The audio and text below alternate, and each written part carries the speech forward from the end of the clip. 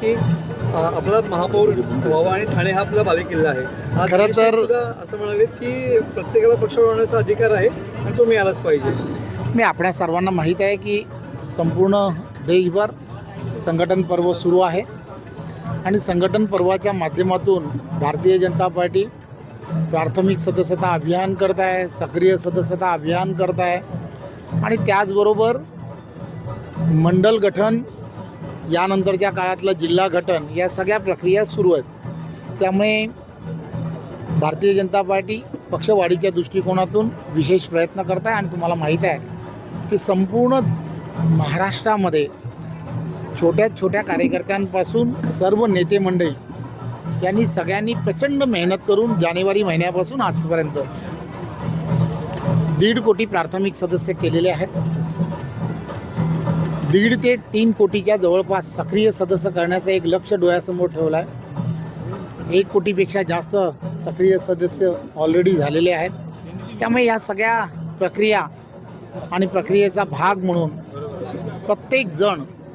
प्रत्येक भारतीय जनता पार्टीचा कार्यकर्ता पक्ष आणि पक्षाची असणारी जी स्ट्रेंथ आहे ती कशी वाढावी यासाठी सातत्याने प्रयत्न करतो आहे आणि मला खात्री आहे की येणाऱ्या काळामध्ये भारतीय जनता पार्टीचा प्रत्येक कार्यकर्ता ज्या ताकदीने काम करतो आहे ती ताकदीने महायुतीचे सरकार जे आहे, आदरणीय देवेंद्र फडणवीस यांच्या नेतृत्वातलं जे सरकार आहे, त्या सरकारच्या नेतृत्वामध्ये जे 100 दिवसामध्ये निर्णय घेतले गेलेले आहेत, हे निर्णय खालीपर्यंत सामान्य माणसांपर्यंत पोहोचवण्याची जबाबदारी ही सुद्धा प्रत्येक कार्यकर्त्याकडे आणि पदाधिकारी आहे.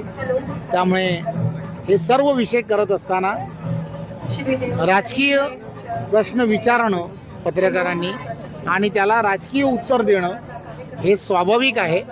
परंतु या संदर्भातले सर्व निर्णय जे असतात ते निर्णय वरिष्ठ पातळीवरती घेतले जातात आणि वरिष्ठ पातळीवरती या संदर्भातले ज्या वेळेला निर्णय घ्यावे लागतात त्यावेळेला केंद्रीय असणारं पार्लमेंटरी बोर्ड आणि महाराष्ट्रातलं असणारं पार्लमेंटरी बोर्ड हे एकत्रपणे या संदर्भातले निर्णय हे घेत असतात. धन्यवाद. काँग्रेसचे अध्यक्ष खरगे असं म्हणाले की विधानसभेला सर्वात मोठा घोटाळा हा महाराष्ट्रात झाला. महाराष्ट्रामध्ये 55 लाख मतदार कसे वाढले? खरं तर 2 गोष्टी असतात. निसर्गाचा नियम आहे. निसर्गाचा नियम असा आहे की आपल्याला सर्वांना माहीत आहे की लोकसंख्या ही वाढत असते. आता वाढलेली लोकसंख्या जी आहे त्या वाढलेल्या लोकसंख्येमध्ये 18च्या नंतरचे असणारे असे मतदार जे आहेत त्यांची नोंदणी ही ऑफिशियली आपणही पत्रकार म्हणून त्याची प्रसिद्धी करता की नवीन मतदार नोंदवला गेला पाहिजे आणि नवीन मतदार नोंदवण्याची प्रक्रिया चालते. स्थलांतरित झालेले मतदार जे आहेत त्या संदर्भात सुद्धा वारंवार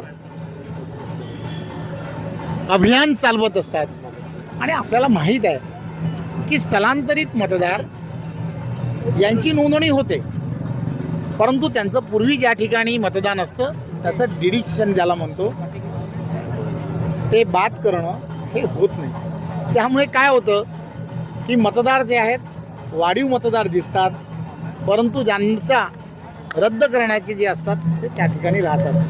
त्यामुळे कुठेतरी कॉन्ट्रोवर्शियल बोलणं ज्याला म्हणतात ते बोललं पाहिजे. म्हणून बोलायचं ज्याची आपल्याला सुद्धा कल्पना आहे की मतदार 18 ते 25च्या वयोगटामध्ये जे वाढतात त्यांची नोंदणी हे करणं, आणि आता तर एवढं सोपं झालं आहे की ते घरातूनच करता येतात, ऑनलाईन करता येतात. त्यामुळे ऑनलाईन पद्धतीने या सगळ्या प्रक्रिया केल्या जातात. त्यामुळे कुठेतरी एवढा मोठा पराभव झाल्यानंतर असं बोलणं हे स्वाभाविक आहे.